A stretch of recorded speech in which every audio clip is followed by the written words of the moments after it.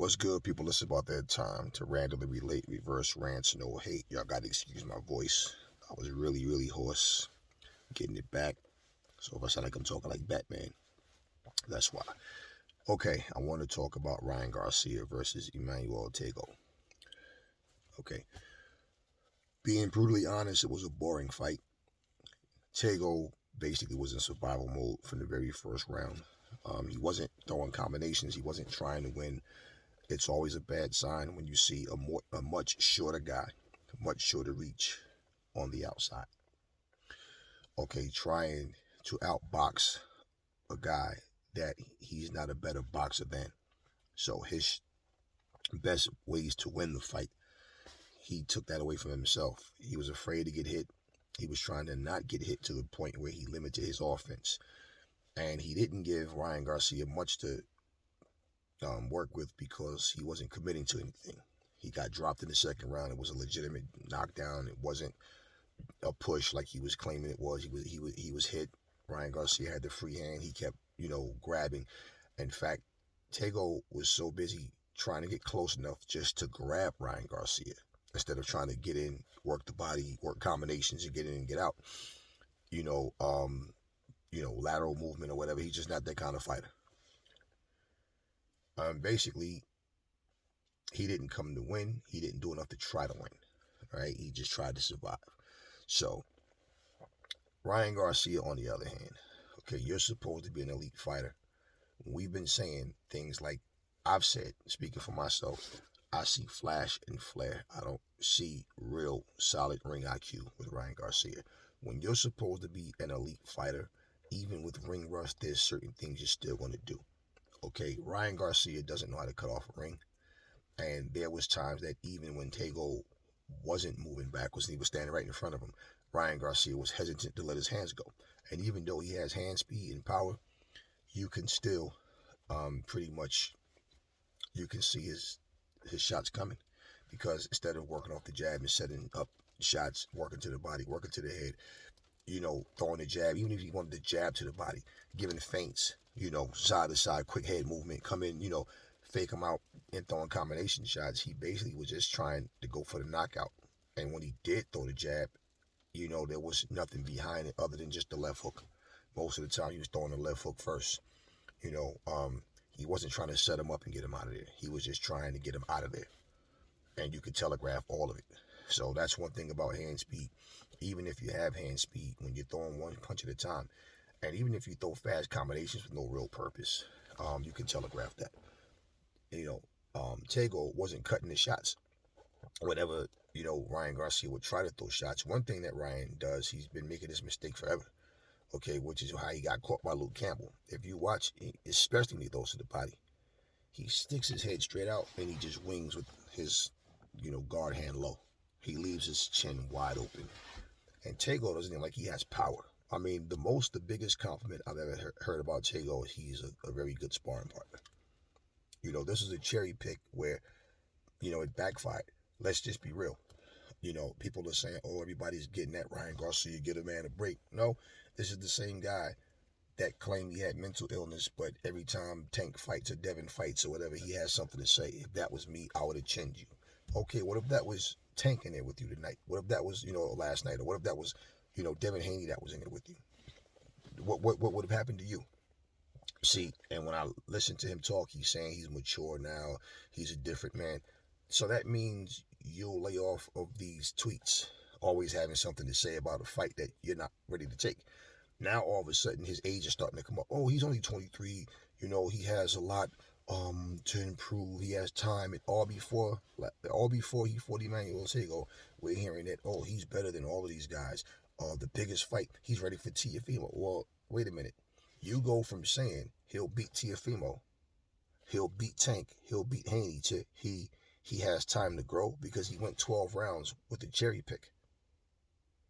And see, Ryan Garcia is a guy that his fans get behind him and make excuses for everything that he doesn't do. He's just one of those fighters that the fans hold him by the hand and treat him like a first grader.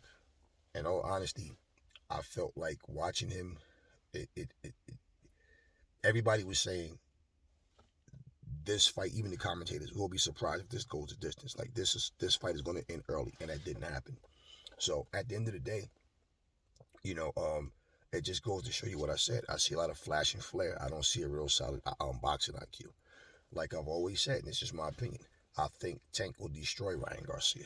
I think Devin Haney will destroy Ryan Garcia. And I think that Teofimo will destroy Ryan Garcia. And people mistake that flash and flare for just straight up skill. He did say he could have threw more punches. This is after the fight. He could have threw more punches, and he could have cut the ring off. But then now, why during the fight? You have to know these things, but then somehow you just can't do it afterwards. Oh, I should have done this. I should have done that. This is what I mean. You have a solid ring IQ. You'll at least do these things.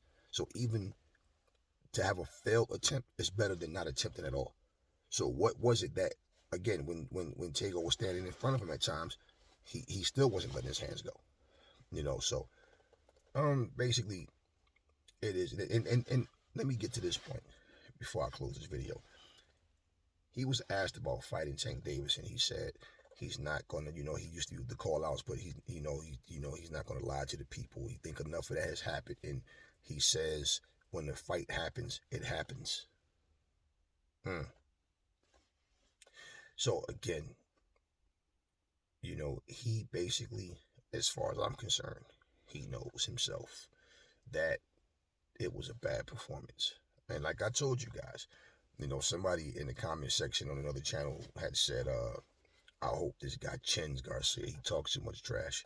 But like I said in that post, if Brian Garcia, whether he gets chinned or not, if he got chinned and lost, or whether he just has a bad performance, he's going to blame it on ring rust. What did he say it was? So when you're an elite fighter, man, you cannot get in there as an elite fighter or claiming to be, and then fight a cherry pick of all. This guy, Emanuel Tagoe, is not a highly ranked fighter. He's not a highly skilled fighter. And the thing is, he's 33, and Ryan Garcia is saying, I know I'm a better boxer, have more experience than, and when people say, but he's only 23. Well, you're fighting a guy that's 33. And they're saying, like, in other words, like how Canelo was only 23 when he fought Floyd, even though Floyd was 36. It was considered the old guy. But if Floyd fight a 36-year-old, he waited till the guy got old, like type of thing. Notice, in saying that, the age only comes up when they have a fight that looks bad. Same with Teofimo. Teofimo beats Lomachenko at 23 years old. His age didn't come up. When he lost to Kambosos, he got more time to grow. It's like, here we go with this now. So in other words, like right now, if Canelo is 33 versus when he was 23, it would have been a better fight against Floyd, because now he's more seasoned and he's not a rookie. The man had over 40 fights when he fought Floyd, and was destroying people. So it's just one of these things where certain fighters get that, we'll make an excuse for him. And the guy even said, when he asked him the question, he said, do you think you're ready for Tank right now, or do you feel like you need more time with your new trainer in Goosen?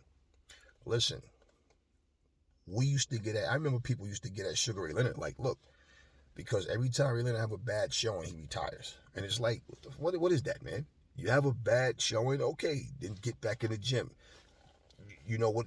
And so it was like your confidence is like, what, you're not confident because you had a bad showing, or you didn't look as good as you would like to have looked. That type of thing. So when you start trying to make excuses for them, like, I'm going to ask this question, like, I'm going to answer it for you, so you can piggyback off of me trying to make excuses for you looking bad tonight. That's how I felt about that question. And I'm just listening to him talk, and I'm thinking, you know what? See, it's funny how fighters get humbled when they know they're embarrassed. It's not that they're humbled, they get embarrassed. Then all of a sudden, I'm mature, I'm a different person. So, like I said, in the future, we don't need to see tweets from this guy about other fighters talking about what they are and what they aren't, and what I would have did to you if I was in there, because it's easy to say that. But when it comes down to it, back it up in the ring. Anyway, he'll probably have a couple of more easy touches before he fight any elite guy. Anyway, and if he starts, let's just say, for example, if he decides he wants to call out the winner of Haney and Kambosos, There's no need for anybody to make excuses regardless. But if he can feel like, oh, I'll beat them, because to me, what I see with guys like him, the mentality is, if there's a guy who has a showing that they don't look their best, all of a sudden they want to call that guy out. And in calling that guy out, it's because they think they see weaknesses. Well, he said that Isaac Cruz wasn't that good either. What would happen if that was Isaac Cruz in there instead of this guy? Preparation doesn't change your ring rust. So even if you would have prepared different for Isaac Cruz, ring rust is ring rust, right? So again, when you're amongst the elite, you can't keep coming up with these excuses.